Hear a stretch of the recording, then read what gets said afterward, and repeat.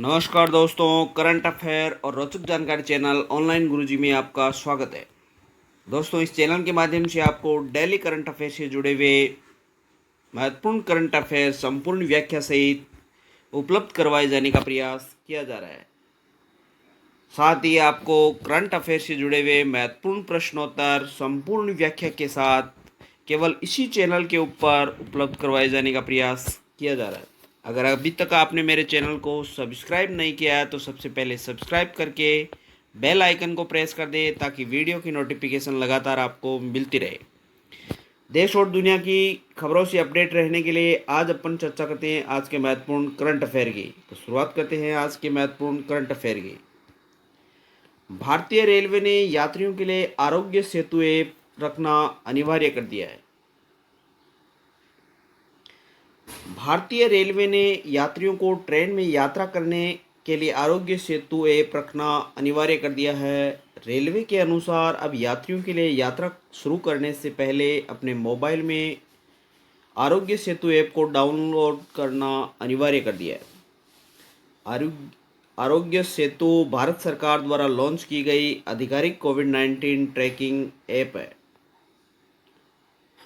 इसे इलेक्ट्रॉनिक्स और सूचना प्रौद्योगिकी मंत्रालय के तहत राष्ट्रीय ई गवर्नेंस डिवीजन द्वारा स्वास्थ्य और परिवार कल्याण मंत्रालय के सहयोग से विकसित किया गया है।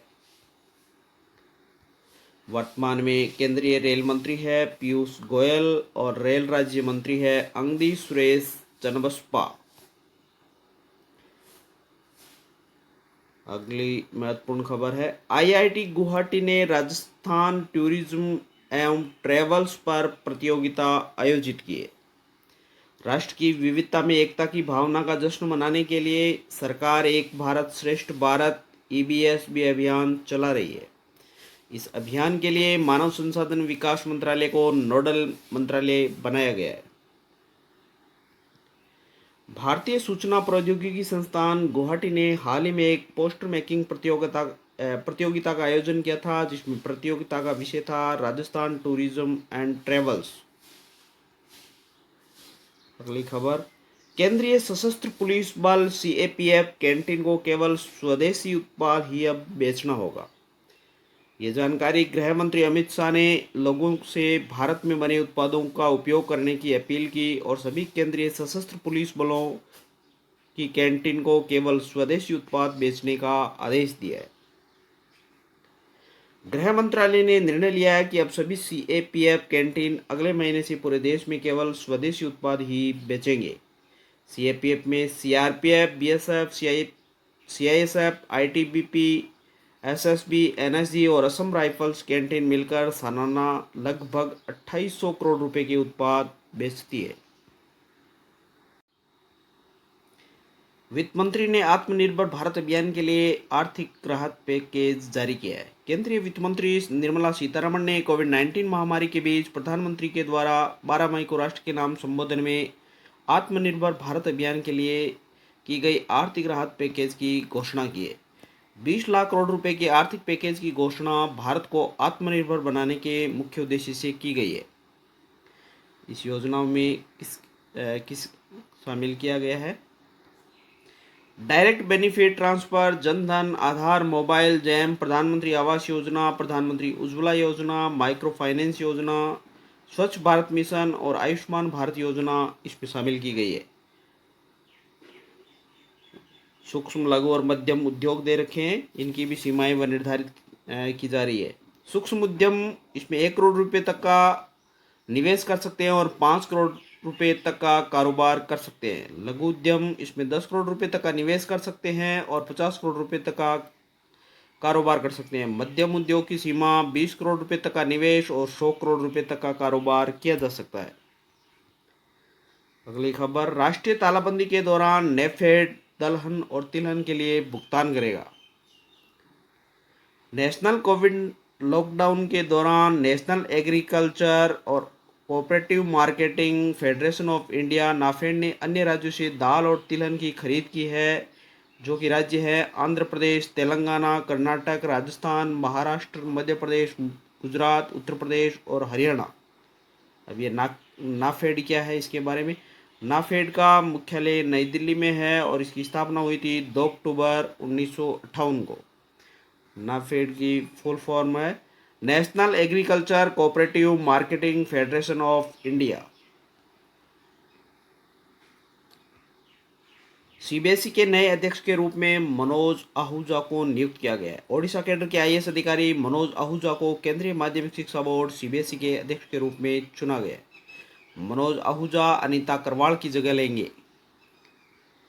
सीबीएसई का मुख्यालय नई दिल्ली में है। सीबीएसई की स्थापना 3 नवंबर 1962 को हुई थी।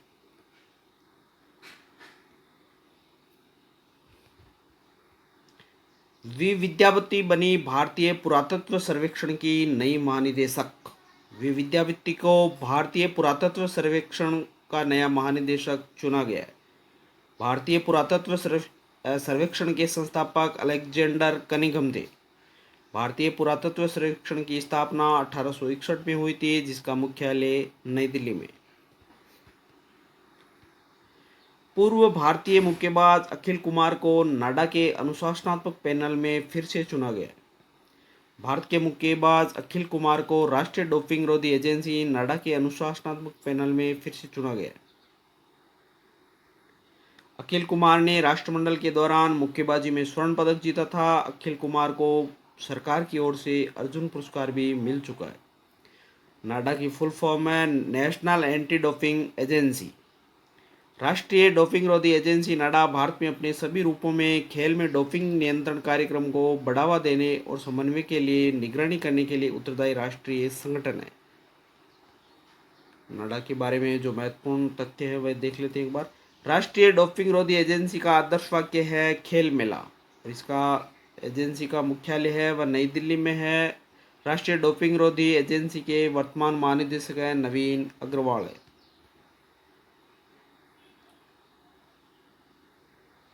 सानिया मिर्जा पहली भारतीय जिन्होंने फेड कप हार्ट अवार्ड जीता है। भारत की टेनिस खिलाड़ी सानिया मिर्जा को एशिया ओशनिया जोन के लिए फेड कप हार्ट अवार्ड 2020 जीतने वाली पहली भारतीय के रूप में नई उपलब्धि मिली है। सानिया मिर्जा ने इस श्रेणी के लिए इंडोनेशिया की 16 वर्षीय प्रिस्का मेडलिन नुगेरहो को हराया और ये पुरस्कार जीता है। फेड कप क्या है इसके बारे में। फेड कप विश्व की सबसे बड़ी वार्षिक अंतर्राष्ट्रीय महिला प्रतियोगिता है, जिसमें वर्ष 2019 में महिलाओं के खेल के रूप में 1963 में से शुरू किया गया था। अंतर्राष्ट्रीय टेनिस महासंघ का मुख्यालय लंदन यूनाइटेड किंगडम में। अंतर्राष्ट्रीय टेनिस महासंघ के अध्यक्ष डेविड हेगर्टी है। झारखंड की सोहराई खोवर पेंटिंग और तेलंगाना के तेलिया रुमाल को जीआई टैग दिया गया है। झारखंड की सोहराई खोवर पेंटिंग और तेलंगाना के तेलिया रुमाल को भौगोलिक उपदर्शन रजिस्ट्री ज्योग्राफिकल इंडिकेशन रजिस्ट्री द्वारा भौगोलिक संकेत टैग दिया गया है। इससे पहले अवगत हो कि मणिपुर के काले चावल चाक हो, गोरखपुर के टेराकोटा और कोवलीपट्टी की कदलाई मितई और कश्मीर घाटी की केसर की खेती को भी भौगोलिक संकेत दिया जा चुका है। झारखंड के मुख्यमंत्री हेमंत सोरेन है। तेलंगाना के मुख्यमंत्री के चंद्रशेखर राव है। ग्लोबल एनर्जी ट्रांजिशन इंडेक्स में भारत को 74वां स्थान प्राप्त हुआ है। वर्ल्ड इकोनॉमिक फोरम ने global energy transition index gate index जारी किया है। भारत ने ऊर्जा सुरक्षा, विकास और पर्यावरण स्थिरता जैसे प्रमुख मापदंडों में सुधार करते हुए 74वां स्थान हासिल किया है। ग्रैमी विजेता गायक बेटी राइट का निधन हो गया है। प्रसिद्ध ग्रैमी विजेता आत्मा गायक बेटी राइट का निधन हो गया है। बेस्सी रेजिना नारिस इनका असली या मूल नाम था। 23 साल की उम्र में लव कहाँ है गीत के लिए पहला ग्रैमी पुरस्कार बेटी राइट ने जीता था। ये थे आज के महत्वपूर्ण करंट अफेयर से जुड़े हुए, जिस पर अपने संपूर्ण विस्तार के साथ चर्चा की है। अब शुरुआत करते हैं आज के महत्वपूर्ण करंट अफेयर से जुड़े हुए प्रश्नोत्तर के संबंध में। तो पहला प्रश्न है, भारत के प्रधानमंत्री ने राष्ट्र के नाम संबोधन में कितने करोड़ रुपए के आर्थिक पैकेज का ऐलान किया है। तो भारत के प्रधानमंत्री ने 20 लाख करोड़ रुपए के आर्थिक पैकेज का ऐलान किया है, जो कि भारत की जीडीपी का 10% हिस्सा है। वर्तमान में भारत के प्रधानमंत्री श्री नरेंद्र मोदी है और वित्त मंत्री है निर्मला सीतारमण। अगला प्रश्न है, फेड कप हार्ट अवार्ड जीतने वाली पहली भारतीय महिला कौन बनी है? तो वह पहली भारतीय महिला सानिया मिर्जा है। सानिया मिर्जा ने इस श्रेणी में इंडोनेशिया की 16 वर्षीय फ्रिस्का मैडलिन नुग्रोह को पीछे छोड़कर यह पुरस्कार अपने नाम किया है।